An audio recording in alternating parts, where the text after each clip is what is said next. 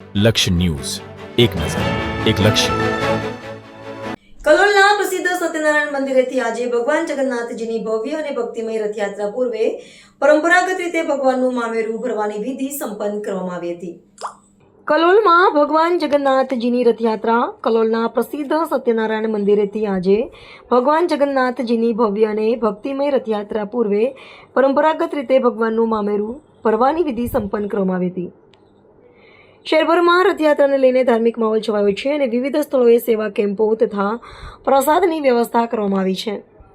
વહેલી સવારે ભગવાન જગન્નાથજીની મંગળા આરતી બાદ વિશેષ ભોગ પ્રસાદ ધરવામાં આવશે. ત્યારબાદ ભગવાન જગન્નાથજી, ભાઈ બલભદ્રજી અને બહેન સુભદ્રાજીની મૂર્તિઓને સુશોભિત રથમાં બિરાજમાન કરાવી રથયાત્રાનો પ્રારંભ કરવામાં આવશે. રથયાત્રા સત્યનારાયણ મંદિરેથી શરૂ થઈ કુની બંગલા, નવજીવન રોડ, ટાવર ચોક, જ્યોતિશ્વર મહાદેવ, ખોડિયાર માતાજી મંદિર, જૂના ચોરા, ગાયના ટેકરા, પાંજરાપોળ રોડ, જયશ્રી સોસાયટી, સંતાના સ્કૂલ, કપિલેશ્વર મહાદેવ, શારદા સર્કલ, અંબાજી મંદિર, NK chowk, Kavita circle, Swami Vivekananda chowk, college road, બોરીસના અંડરબ્રિજ થઈ પંચવટી વિસ્તારમાં પ્રવેશ કરશે.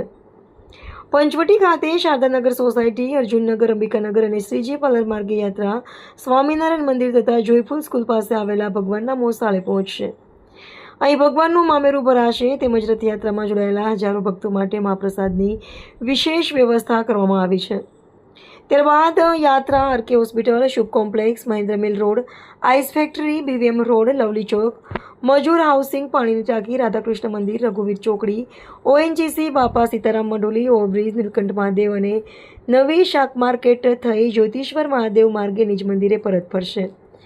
આશરે 14 કિલોમીટર લાંબી આ રથયાત્રામાં ભજન મંડળીઓ, એસટીથી વધુ શણગારેલા ટ્રેક્ટરો, શહેરના વિવિધ મંદિરોના મહંતો, સંતો અને મોટી સંખ્યામાં શ્રદ્ધાળુઓ જોડાશે. સમગ્ર માર્ગ પર વિવિધ સામાજિક સંસ્થાઓ દ્વારા ઠંડા પાણી, શરબત, નાસ્તા અને તબીબી સેવા સહિતના સેવા કેમ્પો પણ ઊભા કરવામાં આવ્યા હતા. લક્ષ્ય ન્યૂઝ, સંજય નાયક. નમસ્કાર, લક્ષ્ય ન્યૂઝમાં આપનું હાર્દિક સ્વાગત છે.